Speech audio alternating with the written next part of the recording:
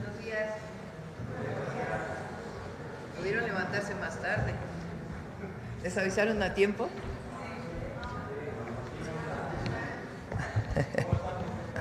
Bien, muy bien, buenos días a todas y todos, a todos los trabajadores y trabajadoras de México.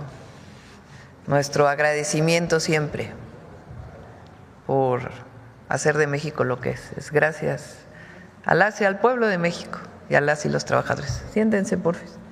Bueno, el día de hoy, como ya vieron la publicación, cambiamos la hora de la conferencia porque ayer en la noche, en la tarde-noche, recibimos una comunicación de que el presidente Trump buscaba hablar con nosotros. Nosotros habíamos pedido una llamada hacía tiempo y entonces ayer nos hablaron de que hoy en la mañana a las 7:30 trataron de cuadrarse los horarios, pero no había manera, entonces decidí tomar la llamada a las 7:30, por eso se movió la conferencia. Fue una muy buena conversación y aunque no hay un acuerdo específico, lo importante es que estamos trabajando en ello y hay un deseo por parte del gobierno de los Estados Unidos y nuestro en que alcancemos todavía mejores acuerdos en materia comercial. Recuerden que nosotros, aún con lo que se publicó hace 2 días, que es benéfico para México, queremos todavía una mejor condición para la industria automotriz y de acero y aluminio. Entonces, lo que está muy interesado el gobierno de los Estados Unidos es en disminuir el déficit, que ellos llaman déficit con México.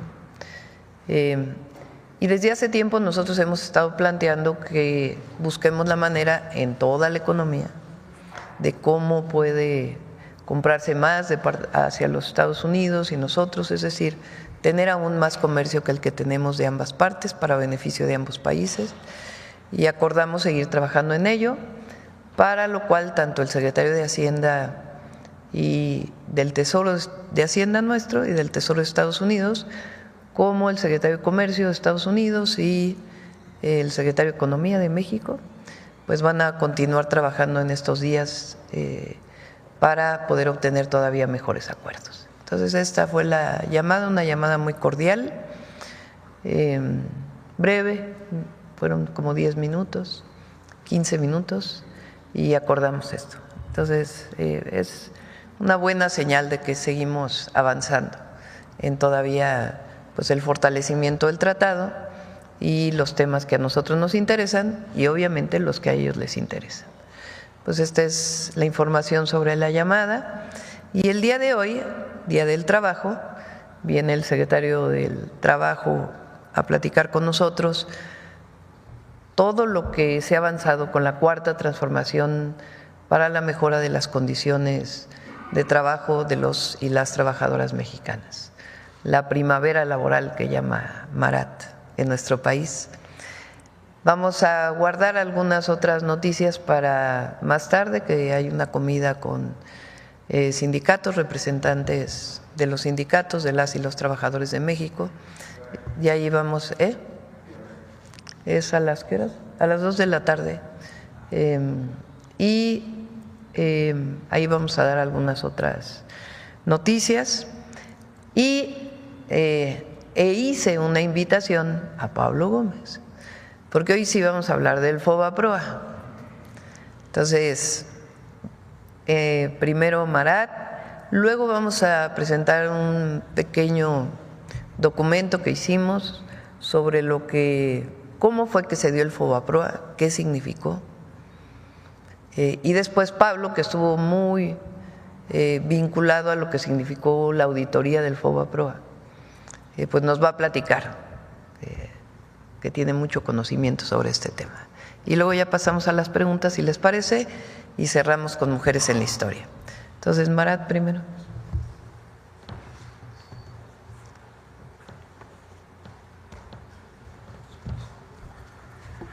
Con su permiso, Presidenta, muy buenos días a todas y todos. Me da mucho gusto estar en este espacio para compartir, pues primero una felicitación, un reconocimiento a las y los trabajadores de México por su gran contribución al desarrollo nacional y también en este Día Internacional del Trabajo, aprovechar la ocasión para destacar algunos de los logros, porque tenemos que decirlo, en los últimos años, tanto en el primer piso de la transformación como en el segundo piso de la transformación, se han tenido avances muy importantes en materia laboral, en la mejora de los ingresos de las y los trabajadores, también en las condiciones laborales, también restituyendo adeudos históricos que se habían tenido con estos sectores poblacionales, sobre todo los que fueron los más depauperados y precarizados en las políticas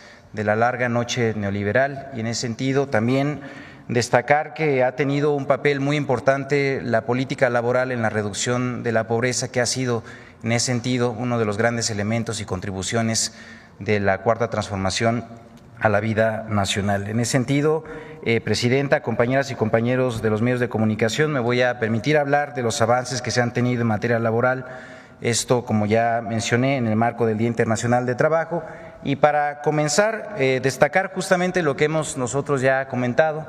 Vivimos un ambiente de primavera de los derechos laborales, de una ampliación que no se había tenido en décadas, y en ese sentido pues tenemos que destacar primero que, como ya ustedes lo conocen, el Banco Mundial recientemente señaló que México es el país de América Latina que más ha reducido la pobreza, esto con una disminución del 7%, estimando en ese sentido que son cerca de 9.5 millones de personas que salieron de la pobreza entre el año 2018 y 2024.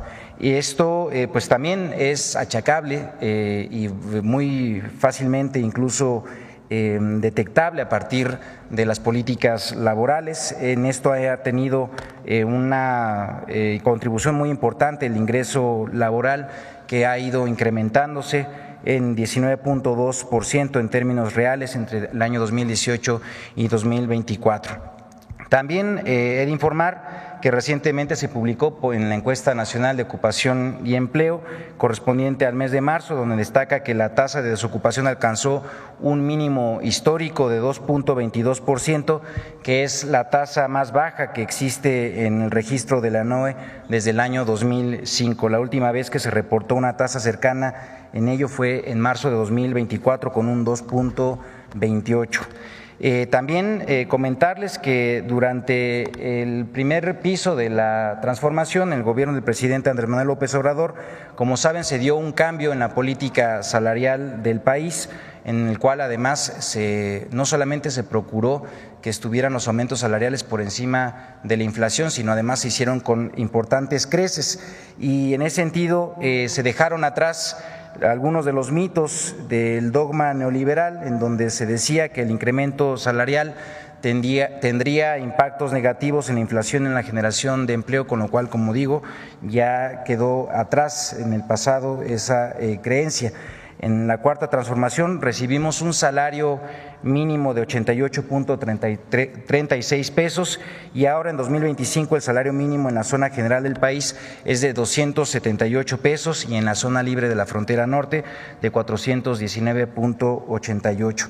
Estos incrementos han representado una recuperación del salario mínimo en términos reales, es decir, ya incluso por encima de la inflación, hablando así, de 134%.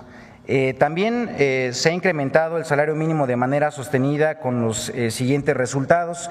Mientras que en 2018 solo se podía comprar 0.8 canastas básicas, en 2025 el poder de compra, esto al mes de marzo, es de 1.8 canastas básicas, con el objetivo de la presidenta Claudia Sheinbaum, que ya lo estableció también, decirlo, tenemos que llegar a las 2.5 canastas, esto para el año 2030.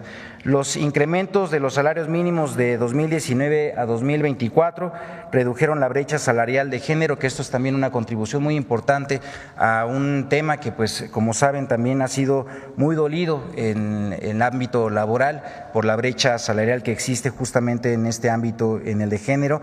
El impacto es mayor en aquellos municipios en donde residen las mujeres más pobres, pues la brecha de género se redujo ahí incluso a un 66%. Los incrementos salariales se han dado en su mayoría a partir del consenso entre el sector obrero y empresarial, y esto es algo muy importante que destacar en la política laboral de la Cuarta Transformación.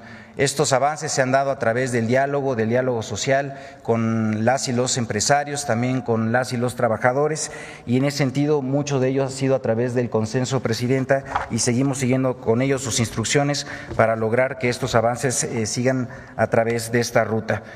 Por la otra, conocen ustedes el programa Jóvenes Construyendo el Futuro, un programa además de los más importantes, esto dentro de la política del bienestar de nuestro país. Ahora ya también es un derecho constitucional, como lo hemos presentado en otras ocasiones, y el programa está enfocado a atender a jóvenes entre 18 y 29 años que no estudian y no trabajan, para incorporarlos en capacitación en el trabajo, es decir, para que puedan aprender experiencia, habilidades, desarrollo de sus capacidades, esto en diversas unidades económicas como pueden ser talleres, tiendas, comercios, negocios, a lo largo de un periodo de 12 meses en los cuales los jóvenes reciben, así también por parte del Gobierno de México, un salario mínimo, además de su incorporación al seguro médico del IMSS, con lo cual también se le está dando cobertura a este importante segmento poblacional que no contaba con este apoyo anteriormente. Al momento, desde principios del año 2019 a la fecha, han participado más de 3 millones de jóvenes, de los cuales 60% son mujeres, con una inversión también sin precedentes en la juventud de nuestro país de más de 139,000 millones de pesos. Esto dista muchísimo de lo que también durante 30 años de políticas neoliberales se apoyó a la juventud, en donde pues haciendo un rastreo de todos los apoyos que se dieron en su momento fueron solamente 7,000 millones de pesos, y bueno, pues aquí el contraste del compromiso con la juventud de 139,000 millones de pesos. También pues decirlo, como el apoyo económico que se da es vinculado al salario mínimo. Comenzamos con un apoyo de 3,600 pesos, esto en el año 2019, y en la actualidad los jóvenes reciben el salario mínimo general, que son 8,480 pesos. Mencionar también que de las y los jóvenes participantes, 7 de cada 10 se encuentran en un empleo u ocupación productiva una vez concluida su capacitación, lo cual es pues prácticamente el triple de la tasa de empleabilidad de lo que los jóvenes cuando buscan por su propia cuenta una ocupación o trabajo. También comentar que respecto al empleo hemos tenido importantes avances. Esto justamente decirlos que a través del Servicio Nacional de Empleo, que es la oficina por parte de la Secretaría del Trabajo del Gobierno de México, donde se facilitan las vacantes de trabajo para los buscadores de empleo y también para las empresas que puedan publicar justamente los espacios que ofertan, pues hemos contribuido a que 2,4 millones de personas puedan estar vinculados a un trabajo, de los cuales además decirlo, como ya mencionamos también anteriormente, 162,179 personas han sido en los meses que corresponden al gobierno de nuestra presidenta, la doctora Claudia Sheinbaum, con ello también contribuyendo al buen ambiente laboral que ya destacamos. Desde el Servicio Nacional de Empleo también se participa en el Plan México a partir de la realización de las 4 grandes jornadas de las Ferias Nacionales de Empleo. La siguiente está programada al mes de junio, como también ya comentamos. Se promueve a través también de esta oficina la movilidad laboral ordenada y segura a través del programa de trabajadores agrícolas temporales, donde han sido enviados a trabajar a Canadá entre enero y marzo de 2025 a más de 8,000 personas trabajadoras, esto a través de un mecanismo que es regular, seguro y ordenado, y que nos permite pues nuevamente mostrar que hay posibilidades de generar mecanismos con estas características de movilidad incluso internacional. En el marco, además de la estrategia México te abraza, el Servicio Nacional de Empleo apoya a las personas repatriadas en búsqueda de empleo. También destacar que hemos avanzado muchísimo esto en mejora de condiciones para el trabajo digno y justicia laboral. Como saben, también vivimos una reforma en esta materia en el año 2019, se dio un cambio de paradigma en el ámbito laboral, se transformó el sistema de justicia laboral y con ello las y los trabajadores tienen un mayor acceso a la justicia de manera pronta y expedita. Y decirles que bueno, pues ya no existen los tiempos en donde el gobierno ponía y quitaba líderes sindicales. Ya no es más esta atribución informal por parte del gobierno que había en el mundo sindical. Ahora son las y los trabajadores quienes, mediante el voto libre y secreto y directo, eligen a sus dirigentes. Esto además se hace en seguimiento con el Centro Federal de Conciliación y Registro Laboral, que ha realizado más de 10,000 visitas de verificación para asegurar que los procesos sean libres y transparentes. Y también pues decir que se han implementado instancias conciliatorias previo a los juicios laborales, donde cerca del 75% de los conflictos se resuelven a través de la vía de la conciliación. Con ello también pues se está eliminando estas viejas prácticas, malas prácticas de la industria del litigio laboral, y con ello pues facilitando la consecución de justicia para las y los trabajadores cuando sea así el caso. También comentar que se legitimaron cerca de 30,000 contratos colectivos de trabajo, es decir, los trabajadores conocieron ya sus contratos colectivos, asistieron también a las votaciones para poder con ello legitimar y dar aval a este contrato, y decir que estas convocatorias que se hicieron a los 30,000 de los 30,000 contratos colectivos que fueron legitimados, pues participaron cerca de 5 millones de trabajadores y trabajadores en todo el territorio nacional. También avanzamos en una reforma histórica, esto en materia de subcontratación. Con ello, en 2021 se implementó una reforma que lo que permitió fue que 3 millones de trabajadoras y trabajadores fueran reconocidos por sus verdaderos empleadores, con ello pues mejorando condiciones de las y los trabajadores. Esto también tuvo un impacto muy positivo en el reparto de utilidades, con un incremento del 166%, pasando de 87,000 millones de pesos que eran repartidos en utilidades en el año 2020 a la actualidad en 2023, que en este caso fue pagado ya para este año de 231,000 millones de pesos. Estamos pues ahora nada más esperando la actualización para este mes, que estamos justamente en el corte del pago de utilidades. Por otra parte, también comentar que, siguiendo los compromisos de nuestra presidenta, avanzamos en un cumplimiento del compromiso 59 de los 100 compromisos del segundo piso de la transformación, y comentarles que el pasado 24 de diciembre del año 2024 se publicó en el Diario Oficial de la Federación la reforma a la Ley Federal de Trabajo en materia de plataformas digitales. Con esta reforma estamos justamente avanzando para cumplir que cerca de 272,000 personas que se tienen en registro, personas trabajadoras en plataformas, puedan ser reconocidas como trabajadoras y trabajadores subordinados.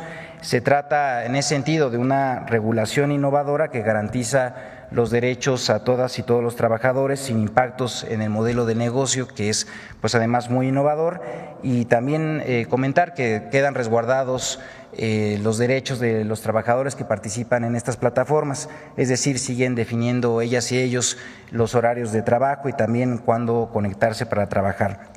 Quedan todos los trabajadores que participan en las plataformas ya de entrada cubiertos, esto en caso de accidentes de trabajo, que es justamente una ampliación que llega al total de beneficiarios que participan en estas plataformas. Y bueno, también comentarles que la reforma entrará en vigor, esto siguiendo la propia implementación de la misma, el día 22 de junio, y con ello ya estará iniciando también el piloto obligatorio para las empresas de plataformas digitales.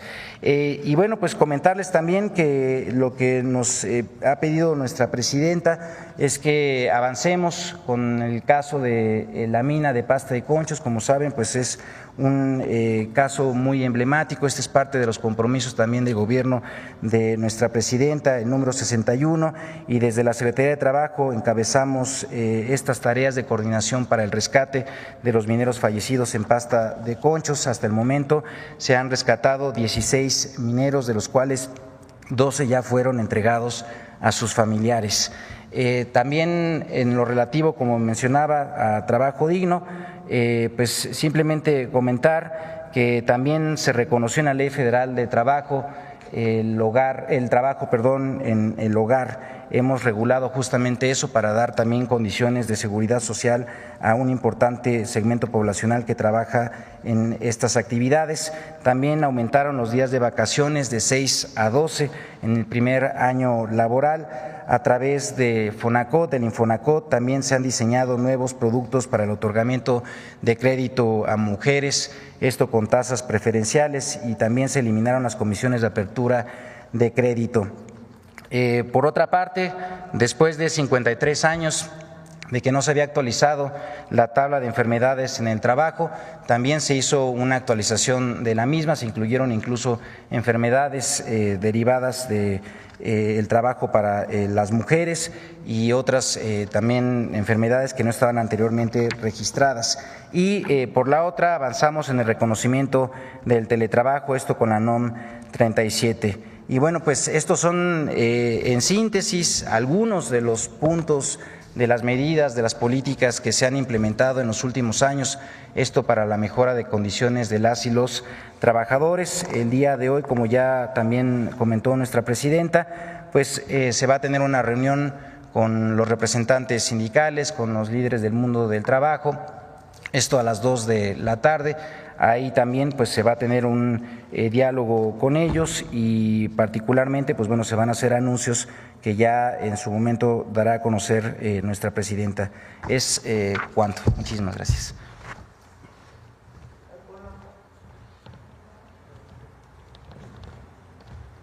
Antes de pasar a FOBAPROA, quiero enseñarles una gráfica de un reporte que salió el día de ayer. Eso es lo que está antes, a ver si pones la gráfica, espérame, es elaboración propia con datos de State of the Global Workplace, estado de Workplace, ¿cómo se traduce? Del espacio de trabajo global 2025 de Gallup. Y a ver, pon el original la tabla. Arriba. Dice, imagina una escalera con escalones numerados del 0 en la base al 10 en la cima. Supongamos que la cima de la escalera representa la mejor vida posible para usted y la base la peor. ¿En qué peldaño de esa escalera diría que se encuentra en este momento? Esto es una encuesta que le hizo Gallup a trabajadoras y trabajadores de todos estos países. A modo de estimación, ¿en qué peldaño cree que se encontrará en el futuro? Digamos, dentro de 5 años. Bueno, en este peldaño México sube 7 y está en el segundo lugar. O sea, en una encuesta a las y los trabajadores mexicanos y de todo el mundo, de en qué lugar se encuentra de acuerdo a su evaluación de vida, pues México está en el segundo lugar. Y si consideramos el G20, que es la otra gráfica que ya es elaboración propia, o sea, se sacan los países del G20, México está en primer lugar. Esta es una evaluación de una encuesta de las y los trabajadores, comparado con la evaluación de los trabajadores de otros países. A ver si se los compartes con él. Bueno, ahora sí vamos al FOBAPROA. Vamos primero al documento y luego vamos a, sí, el video, y luego vamos con Pablo.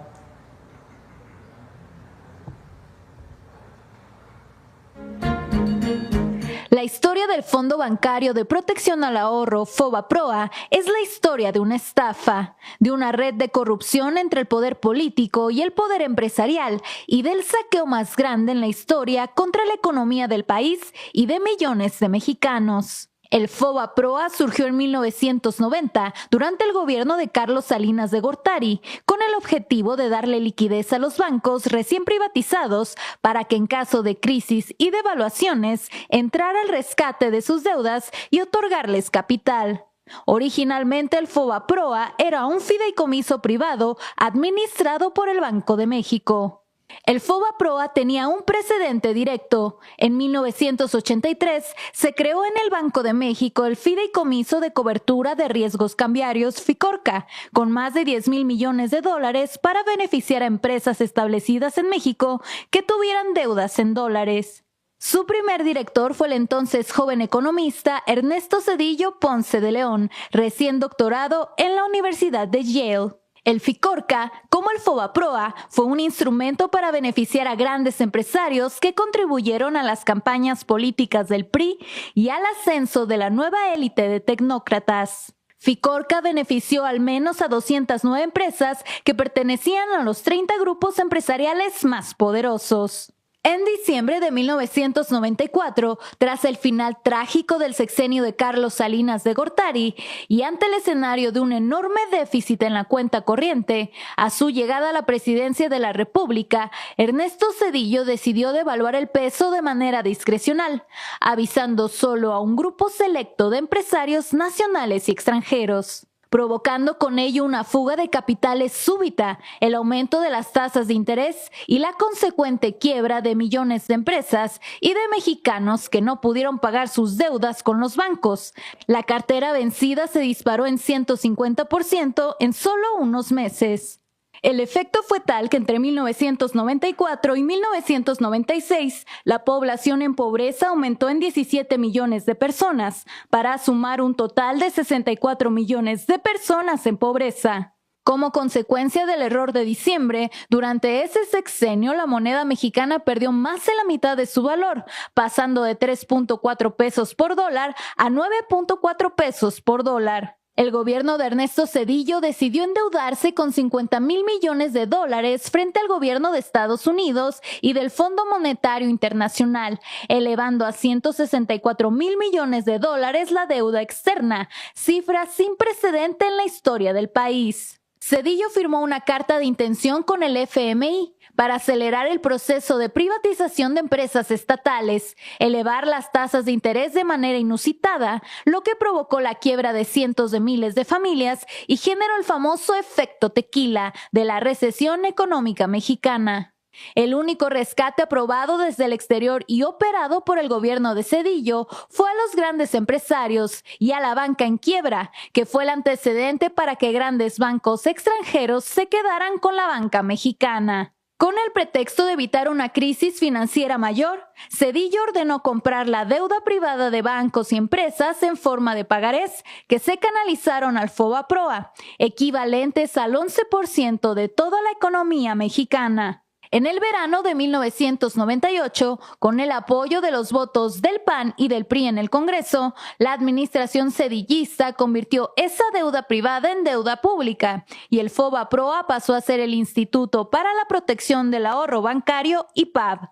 En beneficio directo de bancos como Bancomer, Inverlat, Banamex, Unión, Santander Mexicano, Serfín y Banpaís.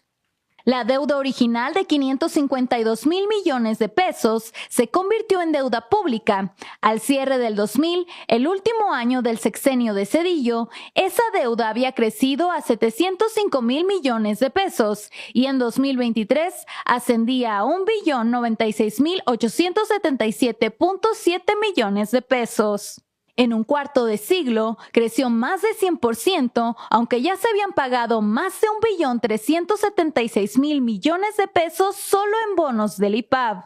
Se trata del saqueo más grande a las arcas mexicanas y un acto de corrupción que contó con el apoyo de legisladores del PRI y del PAN en contubernio con grandes empresarios y políticos que se beneficiaron directamente de este proceso. No fue casual esta complicidad. Entre los empresarios beneficiados están varios políticos del PRI y el PAN, cuyas empresas se beneficiaron del FOBAPROA, como Vicente Fox, Fernando Senderos Mestre, el regiomontano Fernando Canales Clariont, José Eduardo Robinson Burs Castelo o los empresarios políticos Carlos Hank Ron, que donó 25 millones de dólares a las campañas electorales de Zedillo y de Roberto Madrazo en 1994, o los casos más conocidos de Carlos Cabal Peniche, Fernando Laquenau Rocha y Ángel Isidoro Rodríguez, y grupos empresariales importantes vinculados con Pablo Escandón Cusi, Manuel Gómez Daza Rangel, Claudio X González Laporte, Agustín F. Legorreta Chaubet, la familia Ballesteros, Valentín Díez Morodo, David Peñalosa, Ricardo Salinas Pliego y Enrique Molina Sobrino. El FOBAPROA fue el modelo para otros rescates discrecionales, como el carretero de 1997, que costó más de 165,000 millones de pesos, o el rescate azucarero de 27 grandes ingenios por más de 30,000 millones de pesos. En 2005, la Comisión Investigadora del Senado de la República sobre el FOBAPROA-IPAB consideró a este mecanismo como un despojo en el que se detectaron operaciones irregulares por montos millonarios, por las que se presentaron denuncias por defraudación fiscal, tráfico de influencias, uso indebido de atribuciones, conflicto de intereses, fraude corporativo, uso de información privilegiada, engaño y perjuicio a la nación. Hasta Carlos Salinas de Gortari, ex jefe de Cedillo y padre del neoliberalismo, calificó al FOBAPROA en su libro La década perdida como una capitulación y entrega de áreas fundamentales de la economía a extranjeros. Pablo.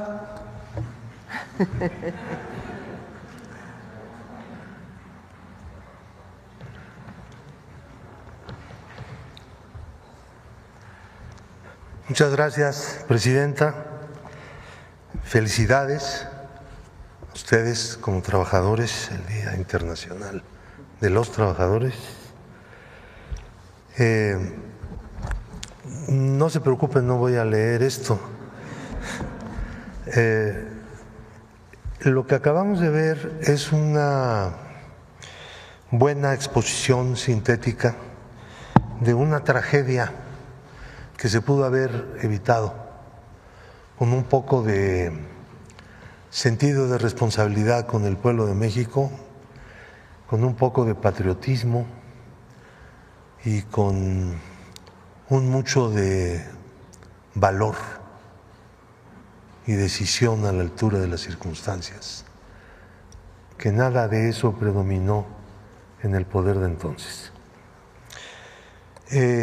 La tendencia hacia la salida de capitales del país empezó a principios del año electoral, pero no se debió al hecho de que iba a haber elecciones, sino de la situación de la economía y de la política de Carlos Salinas de contener de manera artificial el tipo de cambio.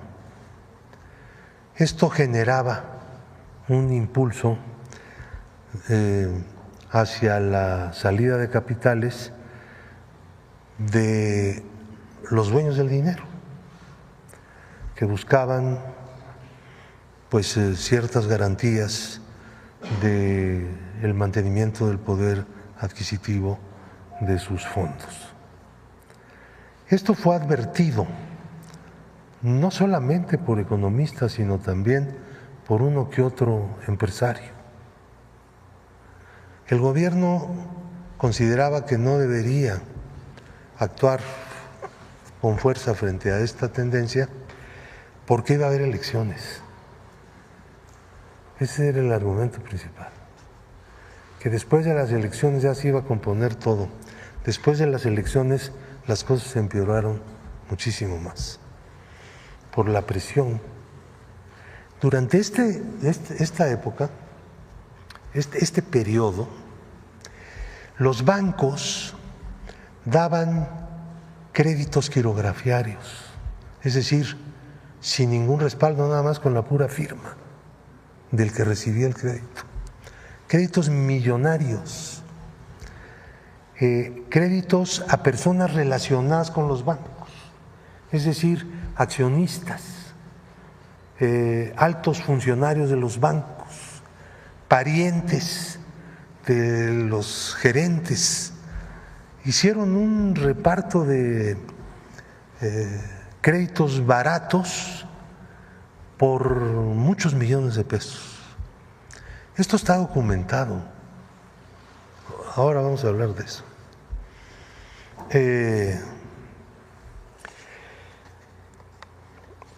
Claro, en el momento en que estalla la crisis, el secretario de Hacienda dice, y el nuevo presidente dice, es que no sabíamos nada de los bonos que había estado Salinas emitiendo. ¿Cómo que no sabían nada si eran miembros de ese gobierno? Pues ¿de dónde llegaban? Llegaban del mismo grupo político.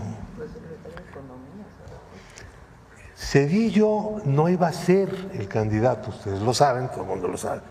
El candidato era Colosio, él fue, digamos que el relevo. Pero Zedillo era el coordinador de la campaña de Colosio. Entonces había estado en el gobierno directamente, tenía conocimiento de eso. Su carrera como funcionario alto pues fue en el fideicomiso para cubrir los riesgos cambiarios, que era pues un instrumento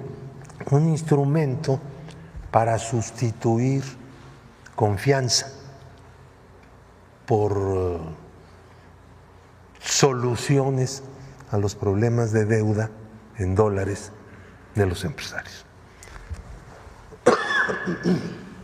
Perdón. Entonces, veamos cómo se hizo, cómo se construyó este edificio de FOBAPROA. El FOBAPROA empezó a operar dando bonos, fondeando a los bancos que tenían dificultades de cobro. Una cantidad enorme de créditos que estaban en cartera vencida y que el FOBAPROA asumía a cambio de bonos que se le entregaban y entraban al activo y al patrimonio del banco. Entonces FOBAPROA empezó a cubrir adeudos privados. Esta no era la función. La función del FOBAPROA era una especie de seguro para proteger el ahorro bancario. Cuando un banco entraba en dificultades, la Comisión Nacional Bancaria intervenía al banco y entonces lo podía sanear utilizando las cuotas pagadas por los bancos al FOBAPROA y cubriendo, por lo tanto, determinados quebrantos, aunque no había un techo como después se puso, de todas maneras, pues eso estaba en dependencia de la política de la propia autoridad del país.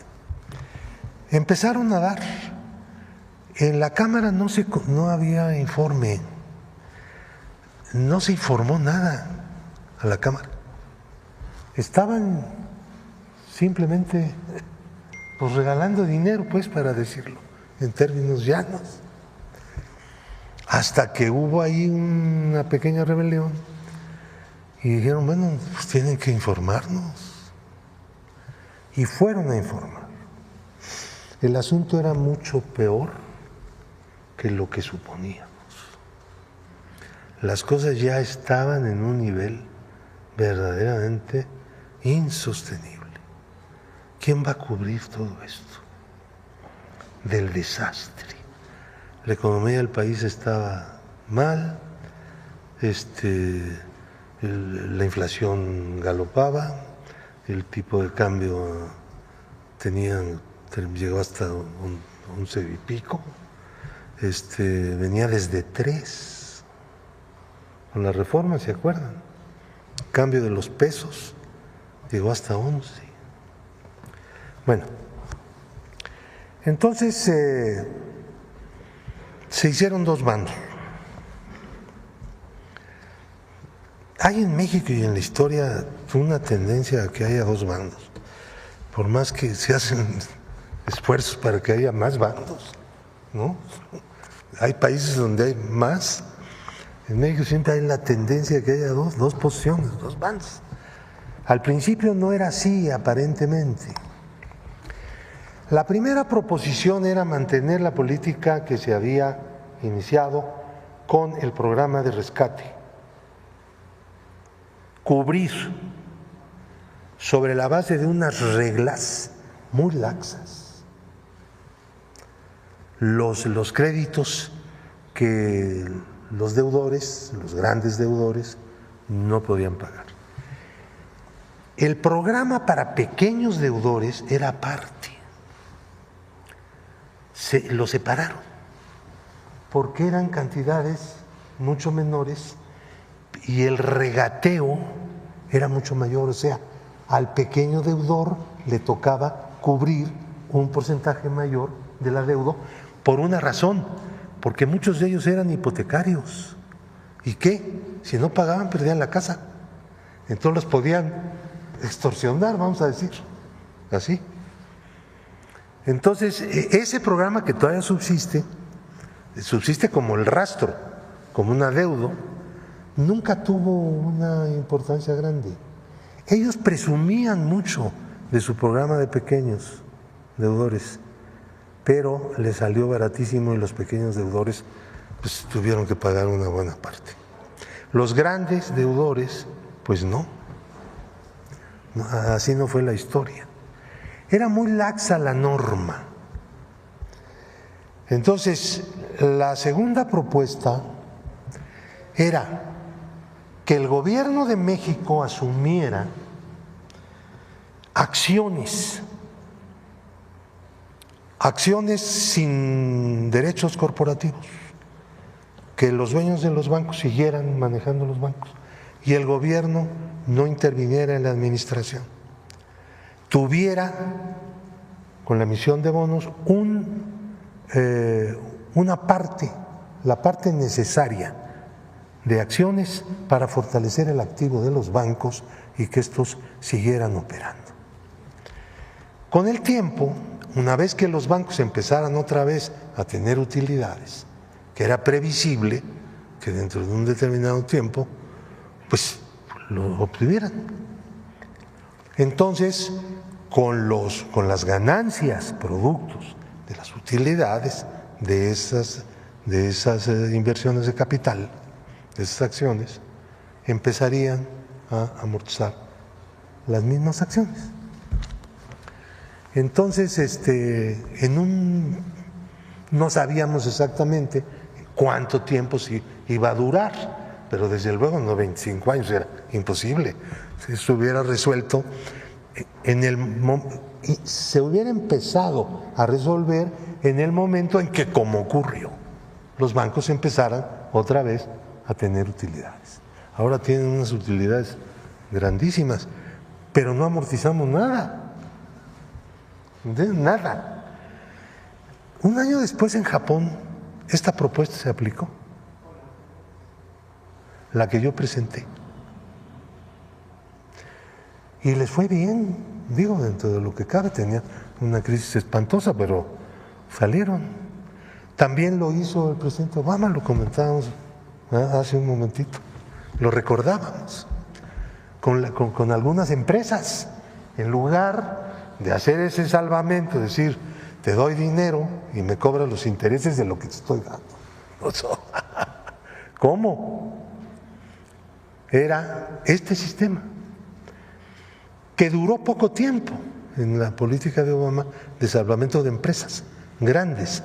Algunos bancos entonces quebraron, los dejaron quebrar, pero lo que estaban protegiendo era la economía, la producción. Y lo hicieron bien. Bueno, del mundo entero, el que peor lo hizo fue México, que es una cosa muy fea. Porque ahí está la deuda. Dicen algunos políticos del viejo régimen, que la deuda de un país no se paga nunca. ¿Cuál es el problema? ¿Cierto? No se trata de eso, no se paga nunca. ¿Saben por qué? Porque se paga todos los días. Porque nadie se hace pobre por deber, se hace pobre por tener que pagar los intereses de lo que debe.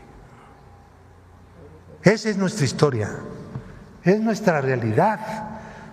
Porque el pasado nos persigue cuando las cosas que se hacen son de una profundidad dañosa inmensa. La auditoría. Vamos a aterrizar ahí. Bueno, entonces había dos proposiciones. La proposición que ganó, el PAN estaba ahí nadando y finalmente pues, no era cierto. Estaba en la misma propuesta. Reconocer la deuda de FOBAPROA. Y la nuestra, en esa época, el presidente del PRD era Andrés Manuel, justamente. Yo la presenté y dije, bueno, esto que acabo de explicar. Es importantísimo tener presente que había dos propuestas, que no era fatal reconocer la deuda. El Congreso tiene la facultad de reconocer la deuda, pero las deudas no se pueden contraer si no son para inversiones que generen ingresos. Eso dice la Constitución. ¿Sí? Aceptar la deuda era inconstitucional. Bueno, dice Zedillo que se auditó el FOBAPROA y que se entregaron los resultados en su momento. Miente feo. Miente feo. Hay varias formas de mentir. Miente feo. Aquí está el que no quisieron entregar.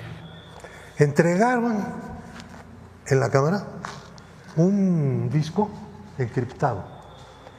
Tenía 5 llaves. 5 llaves. Larguísimas. Aquí están los 5 passwords.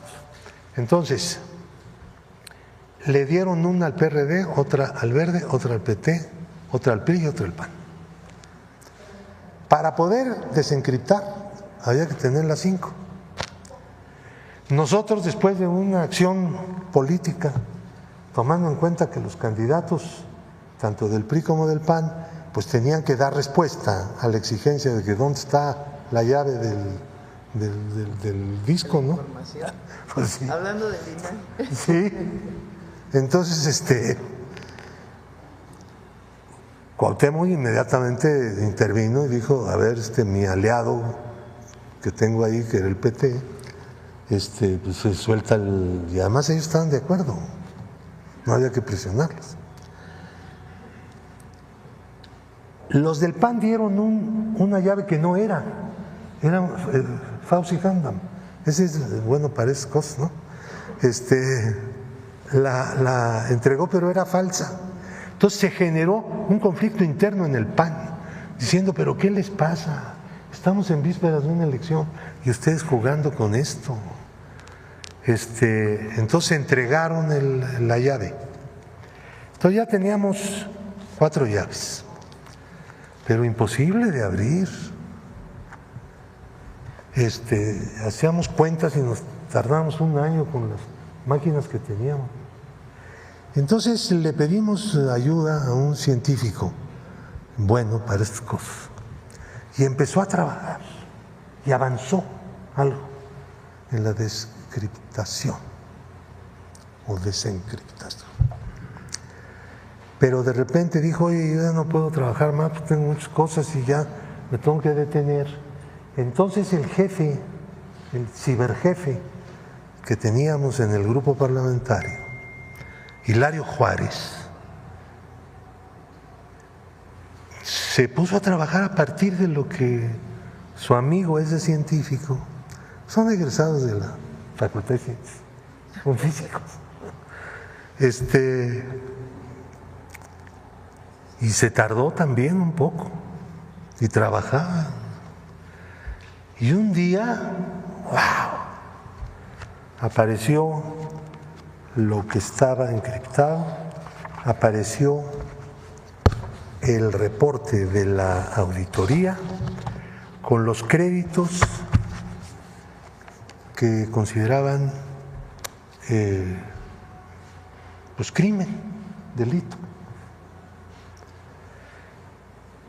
Lo subimos a la página, ¿no?, para que cualquiera lo pudiera consultar.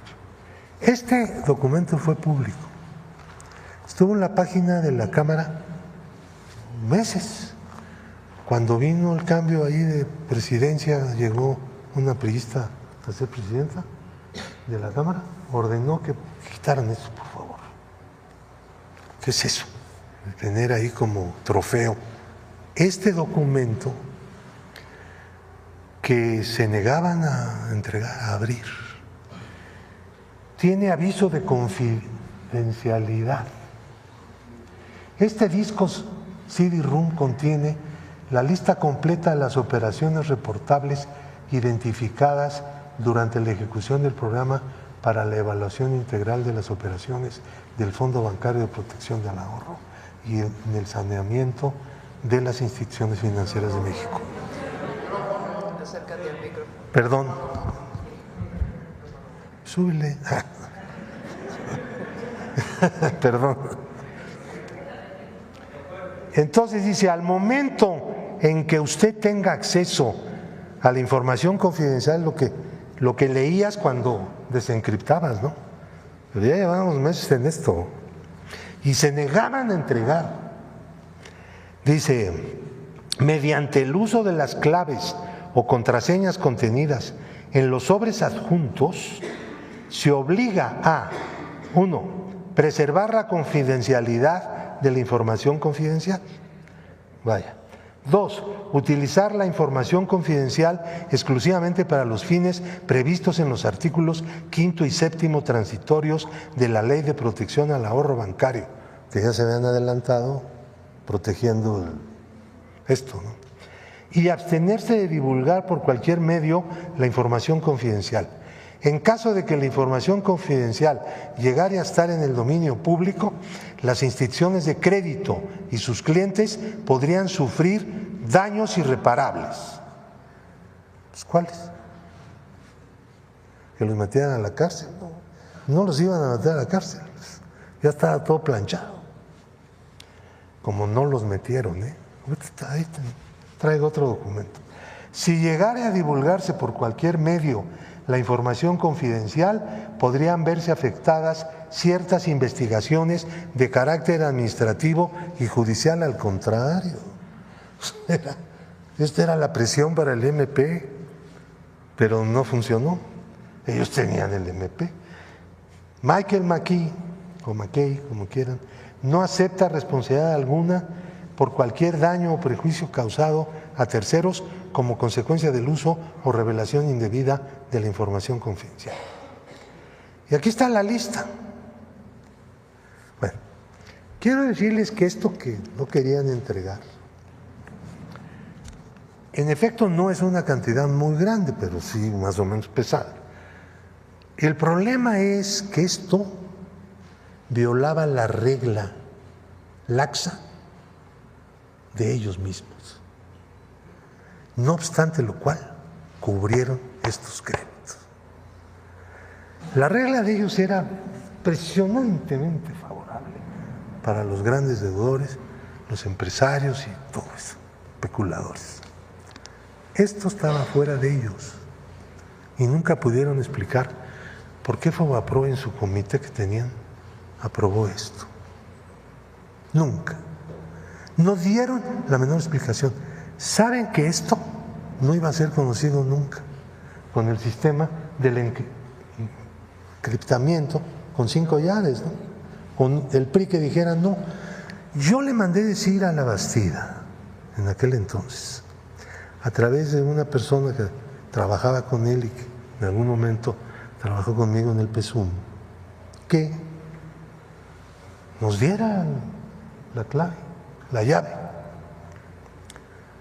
que eso era lo mejor para el país, para todo el mundo. La transparencia más elemental. Me mandó decir que no. No sé si porque no podía o porque no quería, o por las dos cosas. Eso nunca lo dijo, se hizo el desentendido. Este documento se conoció en su momento. Se está negando su existencia. Zedillo está diciendo que se entregó el resultado de la auditoría abiertamente en el momento. El resultado de la auditoría que entregaron es donde está la historia, lo que hicieron, más o menos la política que llevaron a cabo, pero también la crítica de la política económica del gobierno, sobre todo bancaria, de aquella época. Está incluido aquí. Yo quisiera, si me lo permite la presidencia, entregar simbólicamente estos documentos aquí a la Presidencia de la República como testimonio de que existen, de que el de los fraudes que hicieron, lo ocultaron y quien lo dio a conocer fue la gente de izquierda en la Cámara. Y el PAN y el PRI lo estuvieron ocultando, y les pongo como muestra la propuesta que hizo a ese respecto. El 23 de marzo del año 2000, Fauzi Handam, que había sido el negociador ahí en el grupo, en donde nada más de las dos propuestas que había, no estaban dispuestos a discutir más que una, que era la de ellos, y yo les dije, ¿saben qué? Pues yo me voy, pues ¿qué estoy haciendo aquí? Y ya, ahí quedó la cosa. Y Medina Plasencia, que era el coordinador del PAN, presentaron el 23 de marzo de 2000 un documento propuesto al Pleno de la Cámara, donde la Cámara de Diputados se deslindaba de la publicación de las operaciones reportables, que es este documento que habíamos publicado, y declaraban que solo el IPAB puede darle un uso. O sea, ellos mismos, que se habían dividido entre el PRI y el PAN la integración de los consejeros del IPAB. O sea que ya estaba todo bien planchado. Luego hay un reporte que traigo aquí dejo todo, en donde está la cuenta de las carpetas de investigación que se abrieron, muchos de los cuales, ahí viene la historia, obtuvieron amparos y ejecutorias de amparos en tribunales colegiados de circuito. Otros desistimientos de la acción penal, declarando el Ministerio Público que la conducta que se les había atribuido no era delito.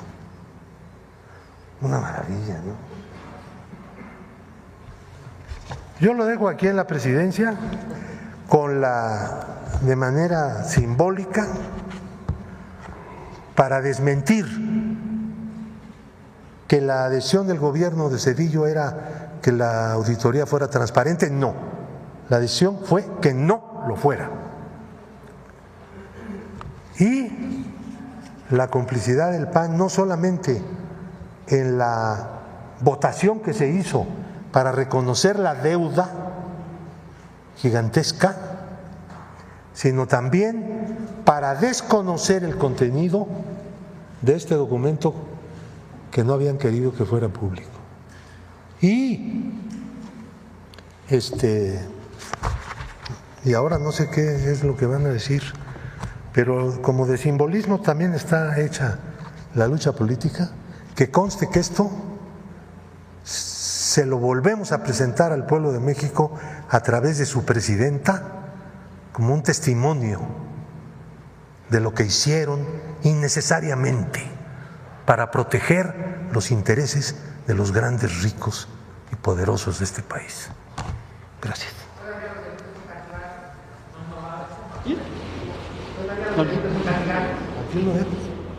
Ya lo haremos público.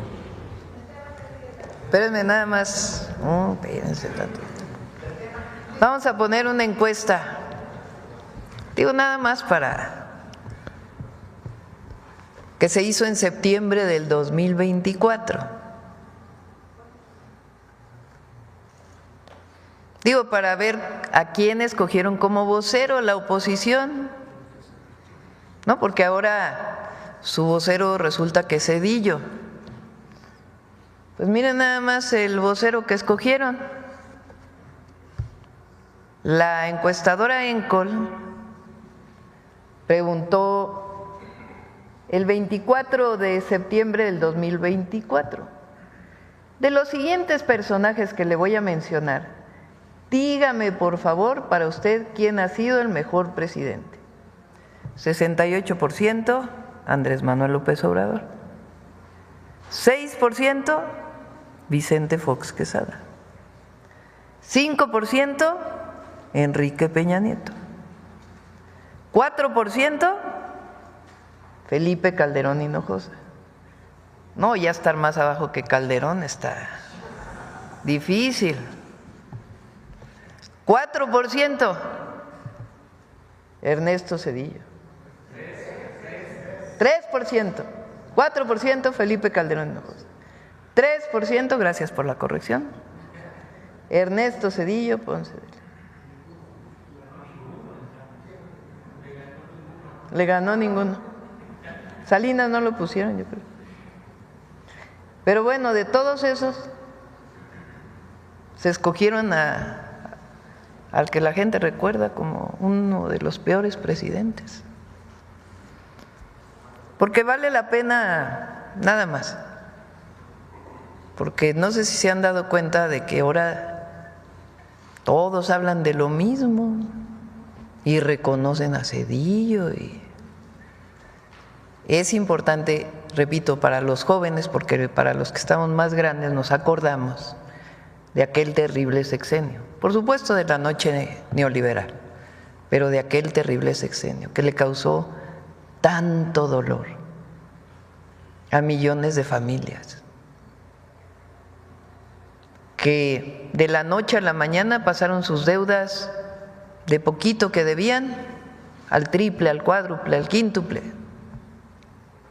por el incremento en las tasas de interés, deudas impagables para quien compró su casa con crédito, para quien pidió un pequeño préstamo para su negocio. A ellos no se les rescató, a ellos se les trató aparte y perdieron todo. Como bien decía uno de sus compañeros, hubo gente que se suicidó en aquella época por lo terrible que significaba de la noche a la mañana deber tanto dinero. Sin embargo, los grandotes, los bancos, grandes empresarios, todos recibieron sin ningún problema, de la noche a la mañana desaparecieron sus deudas. Deudas privadas convertidas en deuda pública.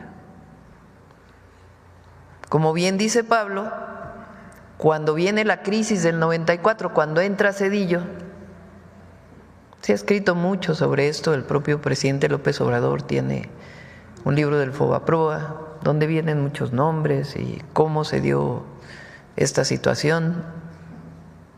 Muchos han escrito sobre esto. Algunas gentes, la mayoría cercanos a nuestro movimiento y otros nada cercanos, que han escrito sobre esto. Entonces el Fobaproa se empieza a usar para rescatar a los grandes, que antes era un fideicomiso privado y de pronto convierten todo eso privado, deudas privadas, en una deuda de todos los mexicanos,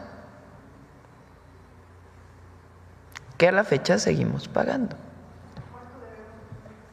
A ver si nos da Edgar la deuda ahora del IPAVA. ¿Y cuánto se ha pagado? Que es más de $1 billón. Pero espérenme. ¿Perdón? ¿Las denuncias todavía? Hay que revisar eso con el fiscal, pero ya fue hace bastante tiempo y además desde entonces a muchos de ellos pues se cerraron los casos. Ahora, ¿por qué es importante?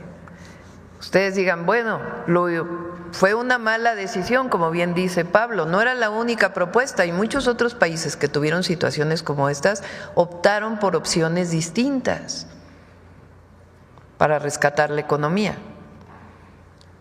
Fue discrecional a quién apoyaban y a quién no. Eso lo dice la propia Auditoría Superior de la Federación en el 98. No solamente fue una mala decisión, sino que además a quienes rescataban era absolutamente discrecional. Vicente Fox, el siguiente presidente de México, se benefició del FOBAPROA a sus empresas, como muchos otros políticos. ¿De quién dependía? Pues de decisiones discrecionales, este sí, este no. Algunos que ni debían también se les pagó. ¿Hubo transparencia? No. Entonces sí vale la pena recordar lo que fue aquella época. Mañana vamos a hablar de las represiones durante el sexenio de Zedillo. Ahora, sobre lo que dice Zedillo, bueno, es que ni vale la pena. ¿Qué es autoritarismo que el pueblo de México elija al Poder Judicial? Bueno, se cae por sí solo el argumento. ¿Cómo que cuando elige el pueblo es autoritario? Y cuando eligió él, porque recuerden que él cuando llega se quiere diferenciar de lo anterior y quita a todos los de la Suprema Corte. Votan el PRI y el PAN juntos. A todos los quita, cambia la Constitución y elige a 11, ¿no? ¿Quiénes estaban ahí? ¿Quién los eligió? Él. Él los decidió porque él los propuso al Senado y el Senado los votó. Entonces, ¿cómo eso no es autoritarismo? Y que elige el pueblo la Corte es autoritario. ¿Cómo eso es destruir la democracia? Ahora sí que alguien me explique. ¿Cómo es que cuando decide el pueblo es autoritario y cuando decide uno solo es democracia? ¿Quién decidió quién se beneficiaba del FOBAPROA? Él y los suyos. En todo lo demás hay transparencia, pero además pues hay nomás las comparaciones y el reconocimiento del pueblo de México.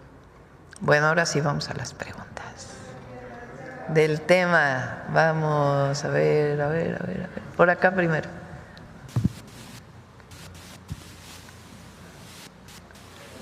Buenos días, ay, pues sí que estuvo bueno hoy el tema de Zedillo. Y para preguntarle, buenos días, ¿me escuchan? César Huerta de la revista Polemón, presidenta. Como fue más tarde en la mañana. Buenos días. Adelante. Después de todo este enorme recuento que se hizo en la mañanera, yo también estuve investigando en estos días y me sorprendió mucho que los mexicanos seguimos pues pagando este quebranto de más de 1.800.000 millones de pesos, en el que cada año en promedio pagamos 60,000 millones de pesos, presidenta, y pues como se ha visto aquí… ¿Te pasó el dato, Edgar? El creador de este saqueo pues fue sin duda Ernesto Zedillo. Presidenta, la gente pues en las redes se pregunta si todavía puede ser castigado Ernesto Zedillo penalmente por esto, si es viable, o si con lo que pasó de la consulta del juicio a los expresidentes pues ya se cerró el tema y va a seguir impune Zedillo. Y también No es tanto un tema penal, es un tema de de qué opina el pueblo de México y que se conozca lo que ocurrió. ¿Qué ocurrió en aquella época y cómo es posible que un expresidente que hizo este desfalco a la nación, que se caracterizó por la represión, que como dice la Bastida, candidato, también beneficiado por el FOBAPROA, por cierto, candidato del PRI en el 2000, en sus propias memorias, Zedillo entregó la presidencia al PAN por una solicitud que le hizo el gobierno de Estados Unidos cuando le presta $50,000 millones. Dicho por la Bastida.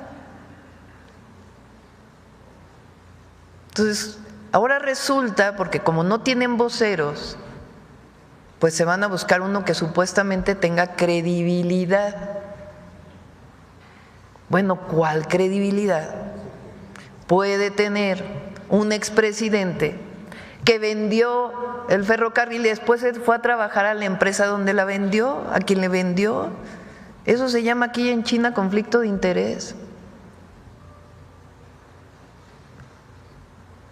Claro, quien tiene hoy 20 años, 22, 30 pues, porque era muy jovencito, a lo mejor no se acuerda de aquella época. Entonces, es muy importante recordarle a las y a los jóvenes lo que vivimos en aquel periodo y cómo al que se reconoce como el de la gran transición a la democracia,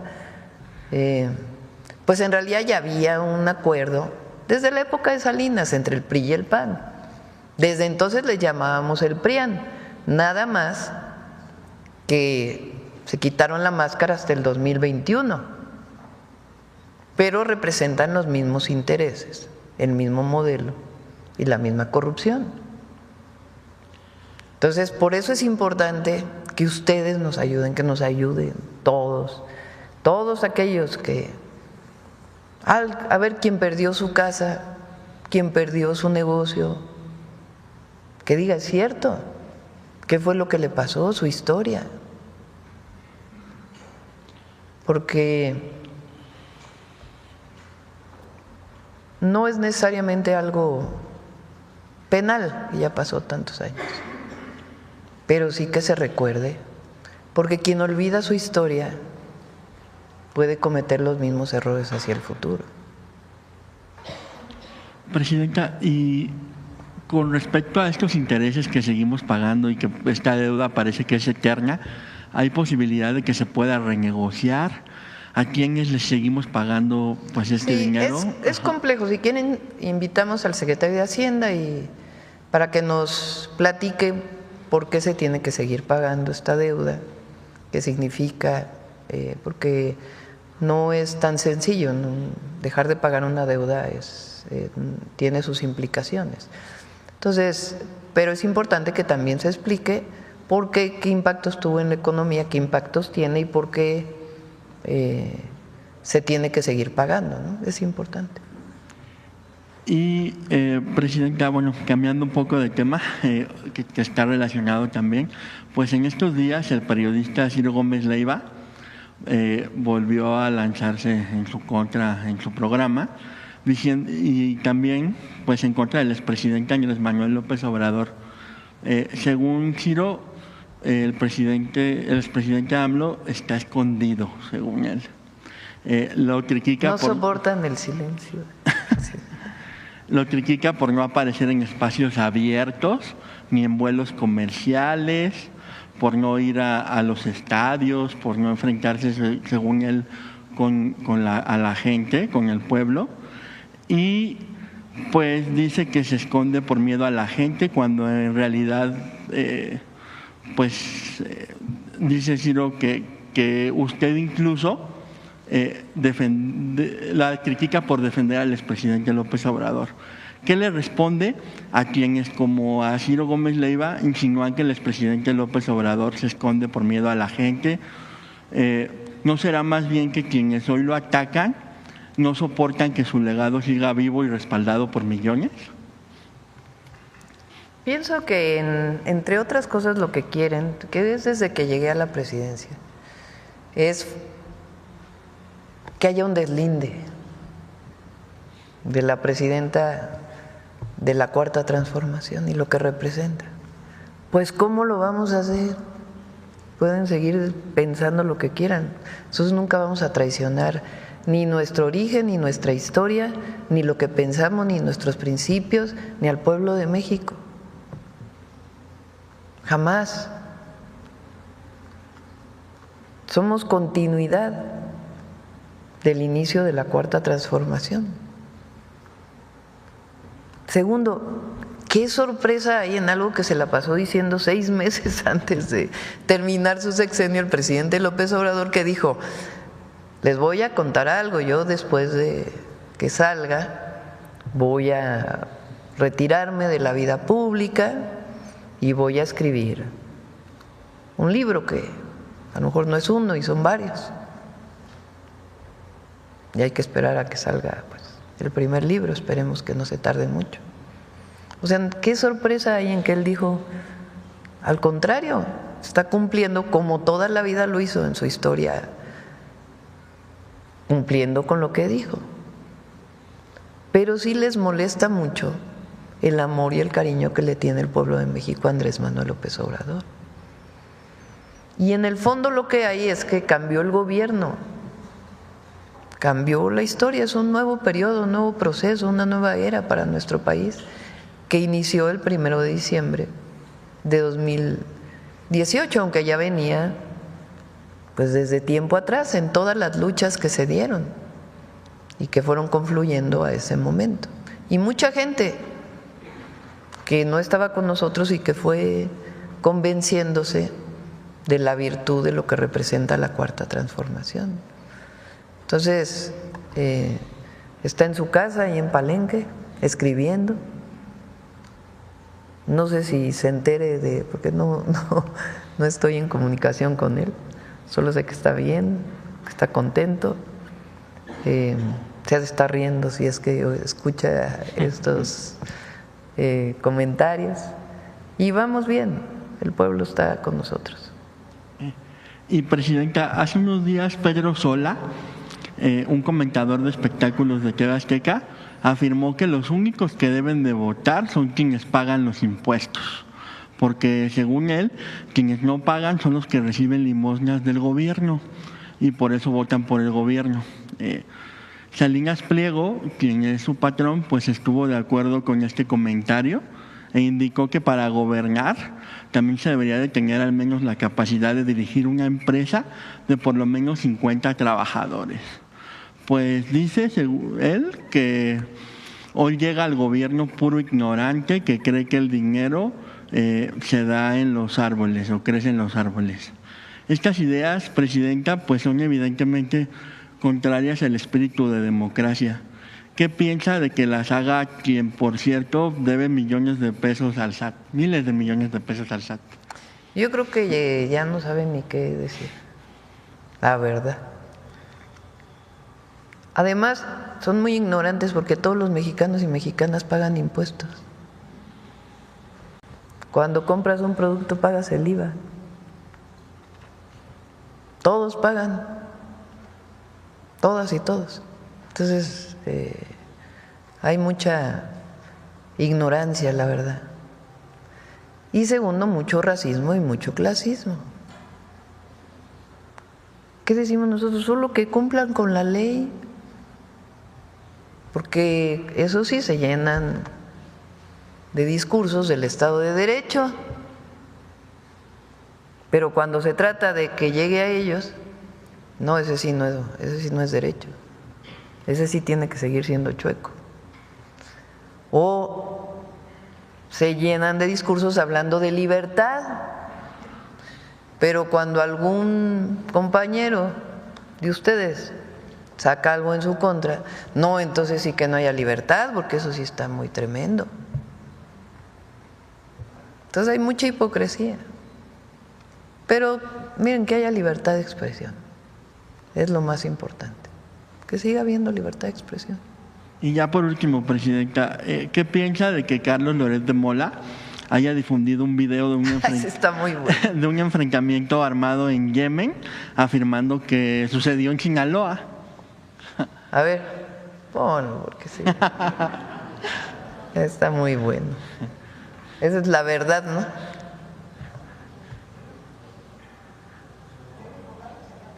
No tiene sonido, a ver, vuélvanlo a poner para que se escuche. Entre la chapiza y la maquiza. Son de una película. Son de Sinaloa. Es un enfrentamiento entre la chapiza y la malliza. Vean nada más. El video hoy se hizo viral en redes sociales. Medios locales señalan que todo ocurrió en la localidad de El Espinal, en el municipio de Elota. Refieren que se utilizaron fusiles Barrett calibre 50 y otras armas de calibre superior. Las explosiones y disparos se extendieron hasta la comunidad vecina de San José Conitaca. Dicen que el enfrentamiento así duró 2 horas. Fuerzas federales realizaron un recorrido por Elota y en varios puntos. Ahora sí, como dice nuestro compañero de los miércoles. Pon el video. ¿De dónde viene ese video?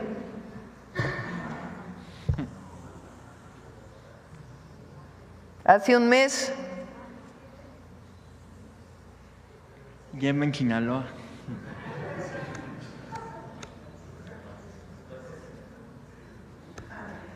O sea, un episodio lamentable en Yemen. Lo pone ayer como si hubiera sido un enfrentamiento en Sinaloa.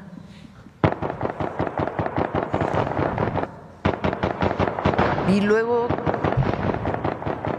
se quejan de que tengamos nuestro detector de mentiras. Dicen que eso es terrible. Ya, habla por sí solo. Muchas gracias, presidenta. A ver, vamos acá. Buen día, presidenta. Manuel Pedrero, de los Reporteros MX. Regresando un poco a Ernesto Zedillo, qué alegría saber que don Pablo Gómez muestra estos documentos que se consideraban confidenciales y que el PRI trató de ocultar, al igual que Ernesto Zedillo. Él acaba de decirnos que pues negaban la existencia de estos documentos que comprueban el FOBAPROA. No es lo único que niegan, también niegan la existencia de esto. Estos cassettes, presidenta, el día de ayer, nuestro medio de comunicación, los Reporteros MX, publicamos apenas 1 de 11 cassettes que eventualmente vamos a presentar, que pertenecen al general Jesús Gutiérrez Rebollo, que falleció en 2013. Jesús Gutiérrez Rebollo, entre otras cosas, fue el zarandino del país y tuvo la encomienda de Ernesto Zedillo de investigar a todos y cada uno de los políticos que se encontraran involucrados con el narcotráfico. Gutiérrez Rebollo tuvo las facultades del Estado mexicano y tuvo investigaciones ministeriales para interceptar llamadas telefónicas entre los cárteles de la droga y aquellos que fueran responsables. Esto no es si es real o no, no, sí existió y están en los expedientes judiciales, que también debe de decir que están en nuestro poder, en donde se comprueban que hubieron llamadas telefónicas en donde se involucra a Nilda Patricia Velasco de Zedillo, la esposa de Ernesto Zedillo Ponce de León, sosteniendo conversaciones con los líderes del cártel de Colima. Hay que recordar que ella es justamente de Colima. ¿Quiénes eran los líderes de este cártel de la droga? Adán Amezcua Contreras, Jesús Amezcua Contreras, y en esos entonces eran considerados los reyes de las metanfetaminas, de las pastillas. En estas conversaciones, Nilda Patricia Velasco habla en clave y se refiere, entre otras cosas, a la creación de narcolaboratorios. Por ejemplo, en estas conversaciones que ya están públicas en redes sociales, se le escucha diciendo restaurante, haciendo referencia a un laboratorio, mesero, haciendo referencia a un distribuidor de drogas, papeles, haciendo referencia a dinero. Estas llamadas que interceptó Gutiérrez Rebollo la puso en su momento a disposición de sus superiores. De estos cassettes, presidenta, antes existían 4 copias. De los 11 multiplicados por 4 habían 4 copias. Uno los tuvo la Presidencia de la República de Ernesto Zedillo, otro el Ejército Mexicano y eventualmente otro la Procuraduría General de la República. Cuando se presentaron, ¿sabe qué pasó? Desaparecieron. Los creyeron destruidos. Gutiérrez Rebollo le dio estos cassettes, esta última 4ª copia, a su hermano. y le pidió que si algo le pasase al general Rebollo, se los diera a su hijo. Terminamos haciéndonos del poder de estos cassettes, que debo de decir que ya se encuentran totalmente digitalizados, que están dentro del expediente. No es una situación de si son veraces o no, no, están dentro del expediente judicial, certificados dentro del propio Estado mexicano. A Gutiérrez Rebollo le inventaron que fue protector de Amado Carrillo Fuentes. Cabe destacar que la única vez que Amado Carrillo Fuentes fue detenido en este país fue por Gutiérrez Rebollo, incluso mucho antes de que Amado fuese conocido como el Señor de los Cielos. Cuando fue detenido Carrillo Fuentes, 5 gobernadores de ese entonces llamaron al general Rebollo para preguntarle si tenía detenido a Amado Carrillo y si lo podía liberar. El personaje que fue el encargado de llevárselo a las autoridades competentes fue Javier Cuello Trejo. El general Rebollo le dijo que si los dejaba libre iba a haber consecuencias, ya que ese señor era un alto capo de la droga. Ernesto Zedillo se ensañó con el general Rebollo y secuestró la noche del arresto del general Rebollo a sus familiares, a su esposa, a sus hijos menores de edad. En distintos puntos de la República fueron secuestrados, desnudados y torturados para que declararan en contra de su padre. Incluso el chofer del general Rebollo, el señor Juan Galván Lara, también fue torturado y sus hijos fueron secuestrados para que diera una declaración. Lo hizo bajo tortura y años después, también está documentado y también son documentos oficiales, admitió que había sido una declaración bajo tortura. A tal grado que el ejército mexicano le devolvió al general Rebollo el grado de división de general de división. Y cuando fallece, es público, se puede encontrar dentro de la propia institución de la Sedena que se lamenta el fallecimiento del general Rebollo porque de los delitos que se les inventó fue absuelto de todos, excepto quedó uno pendiente, que era la aportación de armas exclusivas del ejército mexicano. Ahora que salen estos audios, Presidenta, en el contexto del regreso de Ernesto Zedillo Ponce de León, y ya que está bastante interesado en enviar cartas, en responderle a usted, valdría bastante la pena, ya que regresa al escenario público, que diera una puntual respuesta a esto, porque no solamente se involucra al cártel de Colima, también, entre otras cosas, a Francisco Stanley, como aparecen en estos audios. Esta es la fuente, esta es la proporción de información, pero como usted es la Presidenta de México, puede corroborarlo de mejor manera a disposición del general secretario, el general Ricardo Trevilla. Mi pregunta, Presidenta, es, aprovechando que acaba de mencionar que esto lo debe de conocer el pueblo de México, bueno, no solamente lo debe de conocer el pueblo de México, también preguntarles la opinión al pueblo de México, sí, pero también a la Presidenta de la República, ya que hoy la investidura que usted porta también la tuvo Ernesto Zedillo. ¿Qué opina de que este doctor en economía de Yale haya liderado, entre otras cosas, a sabiendas de que su familia, su esposa, su suegro, sus cuñados estuvieran involucrados con el cártel de Colima y sobre todo en la documentación oficial de un narcogobierno y de un narcopresidente? Presidenta. Pues ya lo dijiste tú, no se necesita. Pero valdría la pena una respuesta de la Presidenta. Tiene que investigarse todo esto que se hizo público ahora. Es importante que se investigue. Porque, repito, hay mucha hipocresía en el conservadurismo. Mucha. Y es importante que se conozca toda esta información y que se investigue. Gracias. Adelante. Vamos para acá. Muchas gracias, Presidenta. Luis Fernando Salas, de Hasta Ahora Informa. Regresando un poco al tema Zedillo, la última vez que habló acerca del FOBAPROA, el expresidente le envió una segunda carta pública a usted y en un párrafo de la carta dice: la Presidenta insiste, y está en su derecho, en el tema del rescate bancario que formó parte de la respuesta a la crisis financiera que tuvo que enfrentar mi gobierno. Que lo haga, pero sin incurrir en falsedades ni calumnias. También pudiera ocuparse en pensar qué haría ella de enfrentar el riesgo de quiebra del sistema bancario y con ello de la economía del país. No, nunca cometería actos de corrupción, número uno. Y número dos, pensaría primero en los de abajo. Sí, esa es es la diferencia. Sí, justamente. No se rescató nunca a los pequeños deudores. Y hay muchos ejemplos en el mundo, como bien menciona Pablo, de otras formas en que se rescató a los bancos. Bueno, una de las últimas fue el propio presidente Obama, que lo que hizo fue quedarse con parte de los bancos, el gobierno, y después venderlos, entre muchas otras opciones. Como bien dice Pablo, en aquella época había otras opciones que nunca se quisieron discutir con el presidente de la República. Él tomó sus decisiones que llevaron pues a una crisis tremenda, con millones de mexicanos afectados, con aumento de la pobreza en el país. Entonces primero el modelo es distinto. Ellos siempre defendieron el modelo neoliberal.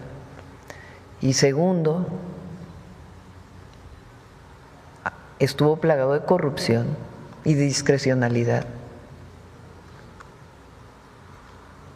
Y para mí el pueblo de México lo es todo. Jamás pactaríamos con un gobierno extranjero para una transición en el país, una supuesta transición. No somos lo mismo, afortunadamente. Bien, gracias, presidenta. Y en otro tema, el día de ayer la esposa de Israel Vallarta… Afortunadamente para el pueblo de México. La esposa de Israel Vallarta, Mary Sainz, envió a la Fiscalía General de la República una solicitud de sobreseimiento para su esposo. Recordemos que Israel Vallarta lleva pues ya casi 20 años encarcelado sin sentencia. Esto es porque la Fiscalía General de la República dice que él es culpable, pero que hasta el momento, hasta el momento no se ha demostrado alguna prueba de que él sea culpable. Y es que Mary Sainz dice algo muy cierto. El pasado 25 de marzo, el fiscal general de la República, Alejandro Gertz Manero, dijo que a diferencia del caso de Teuchitlán, el caso de Florence Cassés e Israel Vallarta sí fue un montaje. Y esto es motivo suficiente para desistir acerca de esas acusaciones contra Israel Vallarta e incluso liberarlo inmediatamente. El expresidente López Obrador llegó a decir que tantos años sin sentencia era algo pues inadmisible. Preguntarle, ¿usted exhortaría a la Fiscalía General de la República para desistir de estas acusaciones debido a esta contradicción del fiscal general de la República? Lo revisamos. Sí. Conozco el caso y pues tiene sus temas de acuerdo con la Fiscalía, pero le damos una nueva revisión. ¿Usted estaría dispuesta a indultar a Israel Vallarta? Pues tenemos que revisarlo, de acuerdo a lo que establece la Fiscalía, pero lo revisamos con gusto nuevamente. Okay. Muchas gracias, presidenta. A ver acá.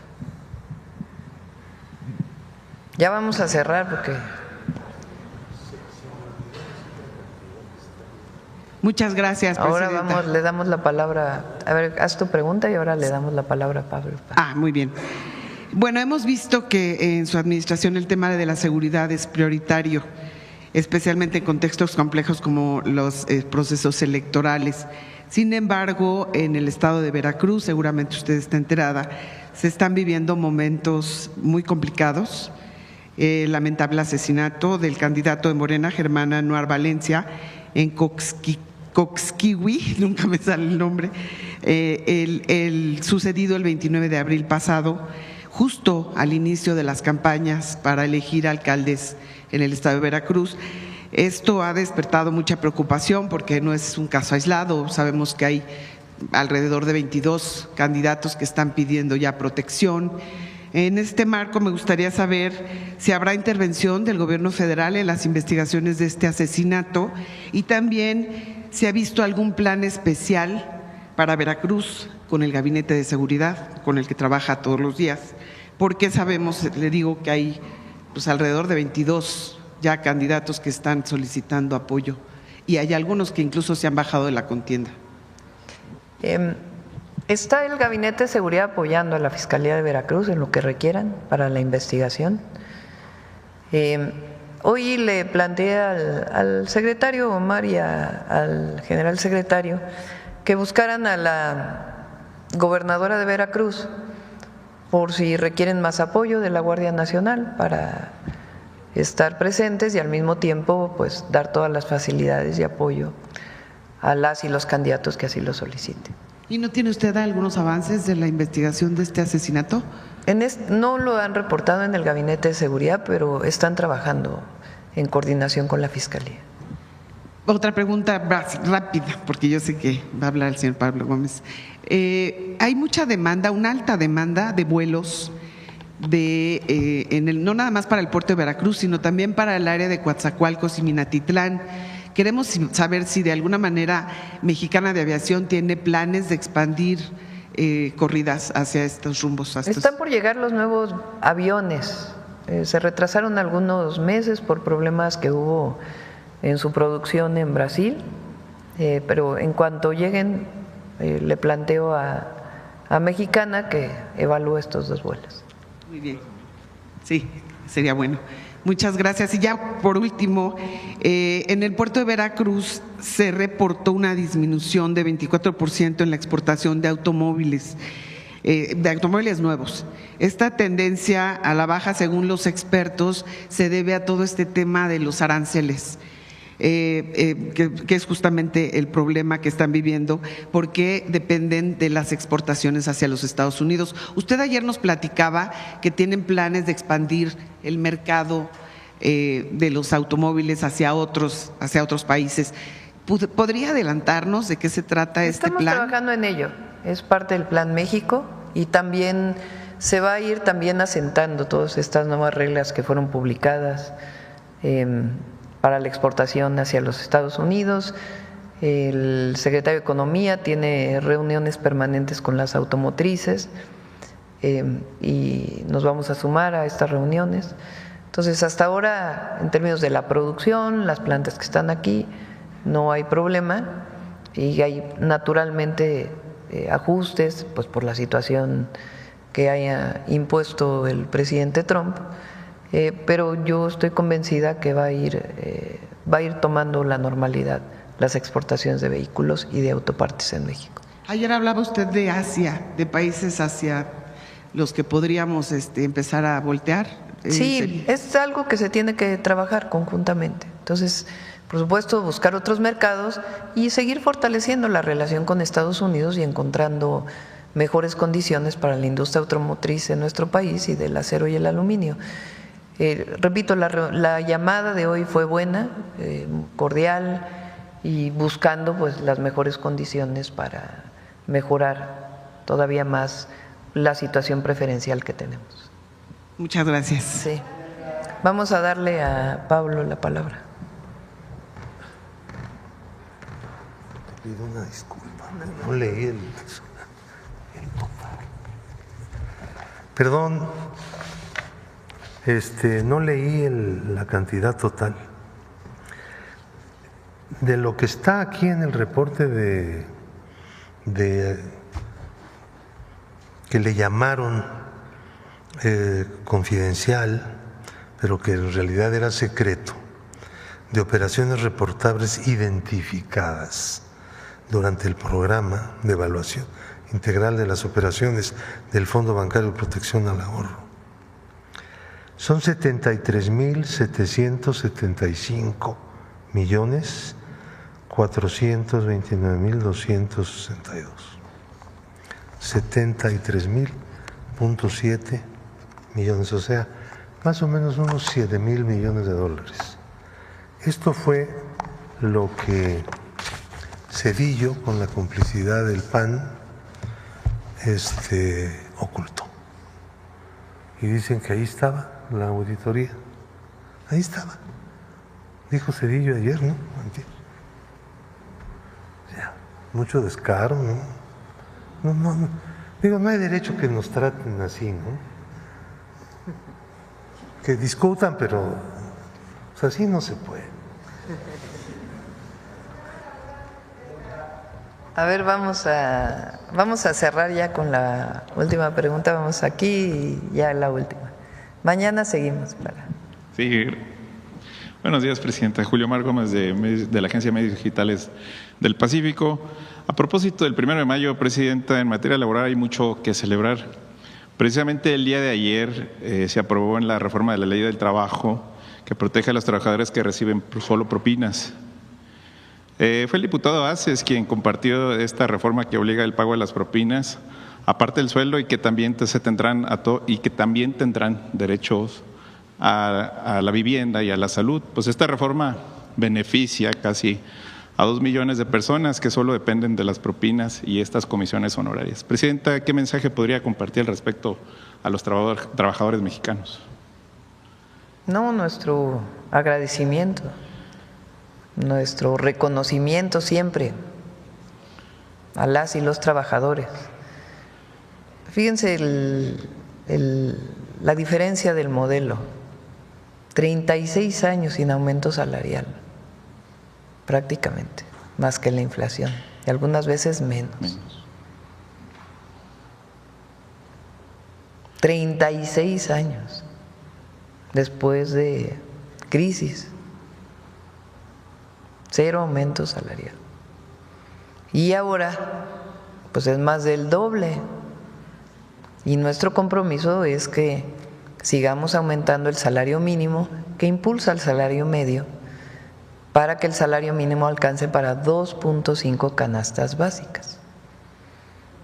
Eso por un lado. Por el otro, estamos viendo distintos empleos, oficios, en donde los empleadores no cumplen con la formalidad del empleo.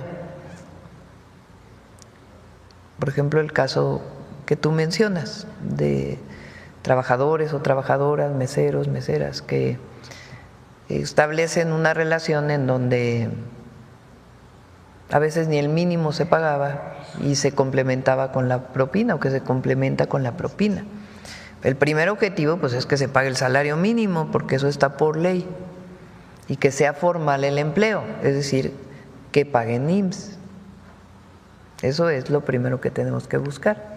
Así lo hemos ido haciendo con distintos sectores. Por ejemplo, el desaparecer el outsourcing fue uno de los grandes logros del presidente López Obrador para las y los trabajadores, porque antes el empleador contrataba a una empresa de empleo que a su vez contrataba a los trabajadores. Pero estamos hablando del más alto nivel, bancos, por ejemplo, que hacían outsourcing con sus trabajadores, y que esas empresas de empleo pues a veces no reportaban la cantidad de empleados que tenían.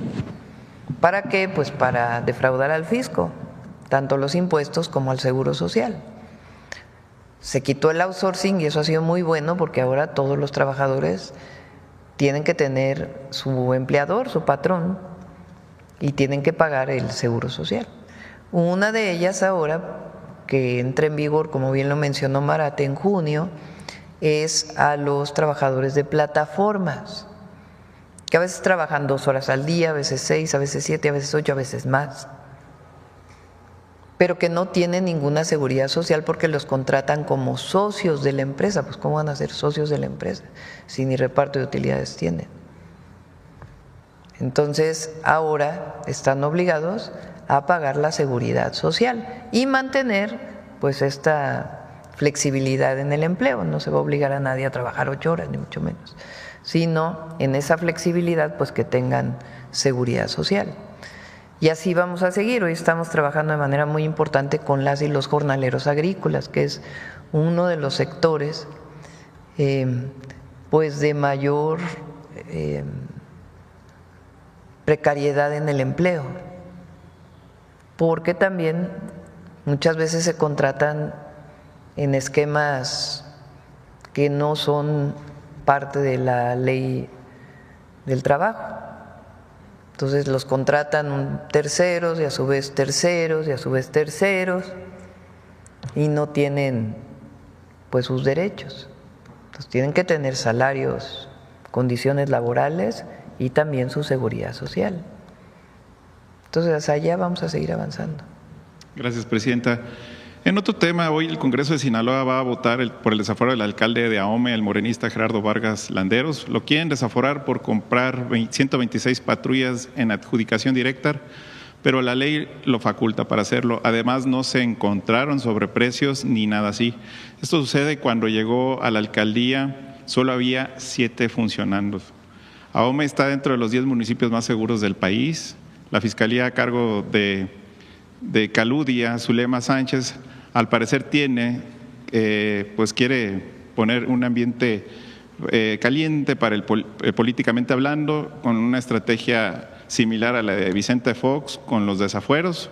En Ahome, Presidenta, se está construyendo una fábrica de fertilizantes con una inversión de $500 millones y está por iniciarse la construcción de una fábrica de etanol y producción, una fábrica de hidrógeno verde que con una inversión de más de $2.300 millones.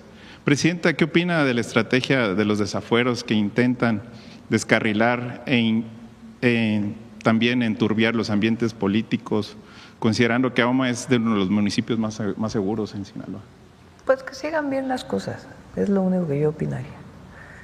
Que si van a opinar los diputados locales, pues que revisen bien los casos. Y que en todo caso los temas políticos pues no se lleven a estos temas, si es que es un tema político. Y si es un tema de desviación de recursos públicos, pues que se haga bien la investigación por parte de los diputados y qué opinan. Por último, Presidenta, usted en reiteradas ocasiones ha comentado la necesidad de reformar el Poder Judicial para garantizar a los mexicanos una justicia pronta y expedita. Sin embargo, en casos donde hombres son acusados falsamente, el sistema parece fallar en la investigación con imparcialidad, lo que deriva en graves injusticias. Le expongo el caso del señor Antonio, quien lleva 2 años en prisión debido a una denuncia por abuso sexual sin pruebas contundentes presentada por Adriana, madre de sus hijos. Pese a la falta de evidencia, su defensa ha enfrentado obstáculos sistemáticos, pruebas y peritajes desechados, tratos inequitativos y presuntas irregularidades por parte de los jueces. Juana, Erika Ordóñez, Ismael Alcántara, Edgar Agustín, y la magistrada María del Rocío, quienes habrían ignorado elementos clave a favor del señor Antonio, mientras la señora Adriana reclama $200,000 mensuales de pensión alimenticia y más de $2 millones por supuestos ingresos no percibidos. Este caso refleja un patrón: hombres prejuzgados como culpables sin derecho a una defensa justa. ¿Qué acciones concretas tomará? ¿Un patrón? Eso sí no sé. Bueno, sistemáticamente hablando. No, no lo creo. Una cosa es que menciones tú que hay un caso en particular que tiene que revisarse y otra cosa es que haya un patrón, claro, de hombres mal acusados. Sí, ¿no? Esto refiere a los jueces que ya les mencionaba. Bueno, sí, pero sí, una cosa es una cosa y otra cosa. A estos jueces que están con este mismo patrón y sistema, a los que había mencionado anteriormente, no generalizando todos los casos. Por eso hice precisión a quién eran estos arbitrariamente llevaban este caso. Y pues bueno, Presidenta, ¿qué acciones concretas tomará el gobierno de México para evitar que este sistema judicial pues sea utilizado en perjuicio de a veces ciudadanos que son inocentes? Pues hay que garantizar la equidad procesal y los derechos humanos para todas las partes de una manera igual. Pues por eso es la reforma al Poder Judicial, pero en particular en este caso que se revise. Pero podemos poner muchísimos casos, claro, de que en donde no hay una visión de protección a las mujeres. Entonces, pero si hay una injusticia, que se revise. Con gusto les puedo compartir todos los datos de pruebas y demás que se han desechado. Presidenta, ya por último, el plan hídrico que presentó en días pasados, el día 23 de abril de 2025, el senador Armando Ayala de Morena, del Estado de Baja California, presentó una proposición con un punto de acuerdo por medio del cual solicita a la Comisión Nacional del Agua que reactive el análisis que se había hecho anteriormente respecto a la viabilidad del plan hidráulico del noroeste, el Filino, el cual consta de llevar desde Nayarit hacia los estados del norte como Baja California, Durango y Sinaloa el agua. Con base al Plan México que usted presentó, Presidenta, se pretende acelerar los proyectos de obra pública para el 2025. ¿Usted considera que es factible que ante la grave sequía que enfrentan los estados del norte, los proyectos de construcción de obras para garantizar el derecho humano al agua y de los millones de habitantes de estos estados de la República podría considerarse como un proyecto estratégico de agua para que se pueda abordarse durante este sexenio? Obviamente, acelerar la licitación de 37 proyectos estratégicos de agua que incluyen tecnificación, saneamiento de ríos, presas y obras mayores. ¿Esto ya no podría entrar, Presidenta, a su plan hidráulico? Es un proyecto de muchos recursos económicos y tiene sus impactos ambientales también. Se puede analizar, no nos negamos. No necesitan poner puntos de acuerdo para eso. Muy bien. Muchas gracias. Bueno, gracias a todas y a todos. Vamos a cerrar con Mujeres en la Historia.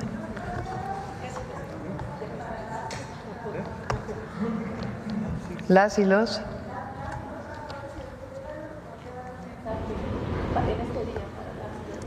Un mensaje del secretario del Trabajo para las y los trabajadores y luego vamos con Mujeres en la Historia. Bueno, ya lo reiterado como lo comentó nuestra presidenta, es de este día para no solamente rememorar a los mártires de Chicago, quienes en su momento peleaban por la mejora de condiciones laborales, es también un día para traer al frente el reconocimiento a las y los trabajadores por su gran contribución al desarrollo nacional, al bienestar de sus familias, y que sepan que el compromiso por parte de la Secretaría de Trabajo, por instrucciones de nuestra presidenta, es que sigamos trabajando por continuar con este ambiente de mejora de condiciones laborales y en ese sentido de la defensa de los derechos de las y los trabajadores. Es cuanto. Vamos.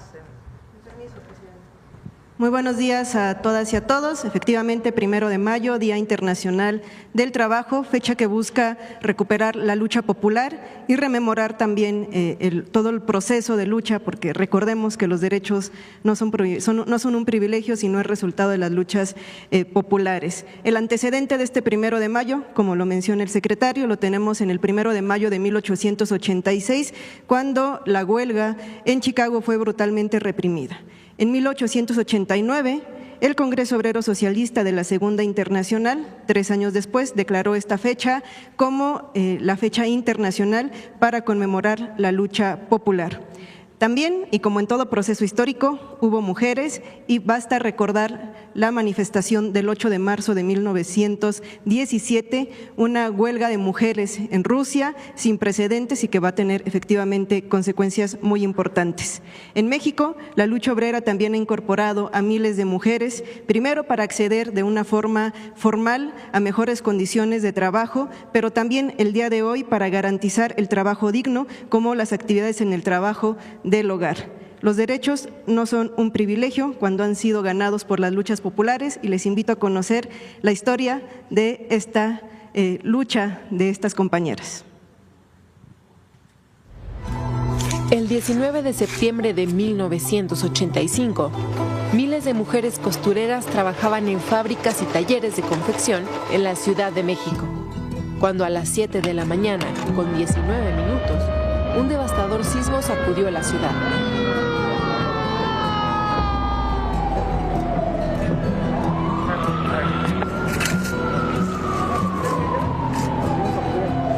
Algunas mujeres lograron salir a tiempo, pero muchas otras quedaron atrapadas entre los escombros.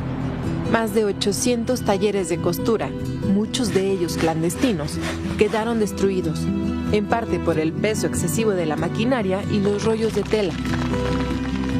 Mientras los familiares y las trabajadoras sobrevivientes, apoyadas por rescatistas ciudadanos, hacían lo imposible por salvar a sus compañeras, los dueños sacaban materiales y maquinaria. El gobierno se tiene que encargar porque somos mexicanos, pero los patrones se deberían de encargar porque pues, es gente de ellos, trabajaban para ellos, los engordaban a ellos. Yo le dije que yo no estaba aquí para cuidar garras, que yo estaba para ayudar a las compañeras de trabajo. También queremos darle las gracias al pueblo, el pueblo nos dio la ayuda. Con la tragedia salieron a la luz las terribles condiciones laborales de las costureras, salarios injustos, jornadas extendidas, falta de seguro social, trabajo infantil, castigos. Miles de costureras quedaron sin indemnización y desempleadas.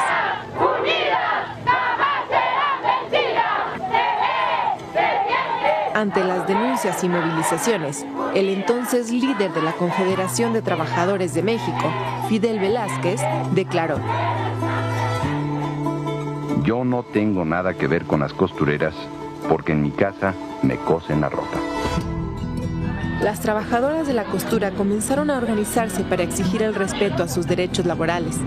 En octubre de 1985, registraron el Sindicato Nacional de Trabajadoras de la Industria de la Costura, Confección, Vestido, Similares y Conexos, 19 de septiembre. Acaban de decir uno de los estatutos es no traicionarnos. Por lo tanto, sea un lema en este sindicato: justicia y verdad para todos los trabajadores.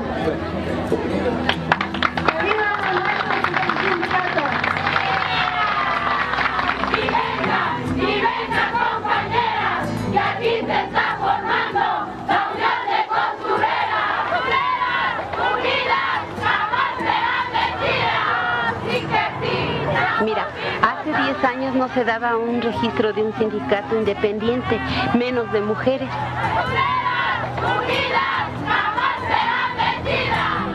Un año después, en 1986, las costureras también formaron cooperativas.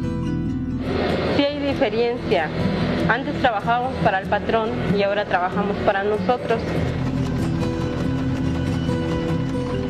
En esta tarde, cuando hemos venido a recordar nuestras compañeras caídas, al recordar que muchas veces en este lugar entraba y salía durante 13 años, que cumpliendo con su responsabilidad no pudieron salvar la vida y quedaron bajo los escombros de este edificio, y que así como los edificios han caído, que así como nuestras compañeras perecieron, así debe también perecer nuestro miedo, nuestro temor, nuestra humillación.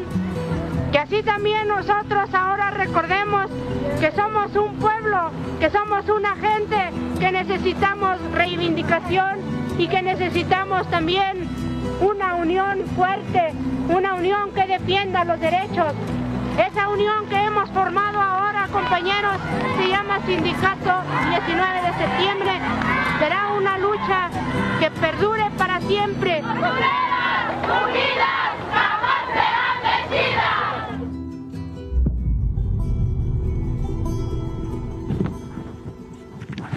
Y como en esta sección nos gusta recuperar a nuestras antecesoras, pero también hablar de las mujeres del presente, las imágenes y el testimonio que vimos en esta cápsula son del documental No les pedimos un viaje a la luna, que fue uno de los primeros documentales realizados por un equipo solamente de mujeres, uno de los primeros en nuestro país. Así es que queremos agradecer a estas mujeres que lograron documentar estas historias. Mari Carmen de Lara, María Eugenia Tamés, Maripi Sainz y Penélope Simpson.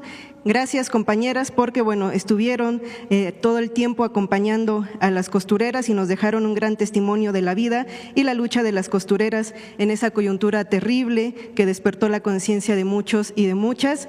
Repito, se llama No les pedimos un viaje a la luna. También sé que no es un espacio personal, pero no puedo omitir el comentario. Todo un reconocimiento a la señora Elvira Rangel, costurera toda su vida, mi abuela, y a la costurera y obrera, la señora Irene Pérez, también mi madre. Muchísimas gracias. Y Evangelina Corona, dirigente de las costureras, trabajó después muchos años allí con nosotros en el gobierno de la ciudad. Gracias, buen día. Ay, los documentos.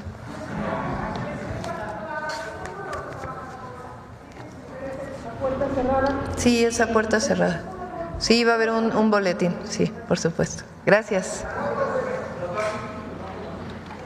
Sí. Les doy el dato mañana completo, a ver si viene Edgar. Gracias.